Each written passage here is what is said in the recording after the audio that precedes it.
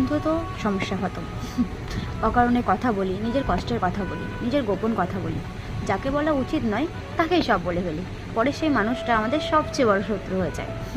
ভুলটা তখন বুঝি, কিন্তু ততক্ষণে অনেক দেরি হয়ে যায়। মুখের ভাষায় মানুষের সবচেয়ে বড় শত্রু। একটা বাড়তি কথা সারা জীবনের মাসুল হয়ে দাঁড়ায়।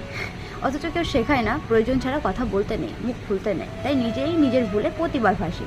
মানুষ আমাদের ভালো কথা শুনতে চায় না, শুধু অপেক্ষা করে থাকে আমাদের একটা ভুল কথার জন্য, একটা ফসকে যাওয়া বাক্যের জন্য, যে বাক্যটা বানায় গল্প আর ছড়ায় চারিদিকে। তাই যে কম বলে তার শত্রু কম, যে বুঝে বলে তার সমস্যাও কম। চুপ থাকাটা হার নয়, চুপ থাকাটার আসল শক্তি।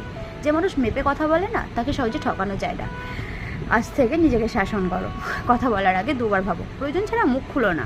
কারণ যেদিন মুখ বন্ধ রাখতে শিখবে না, সেদিন থেকেই নিজের জীবনের অর্ধেক সমস্যা এমনিতে শেষ হয়ে যাবে, কোনো লড়াই ছাড়া।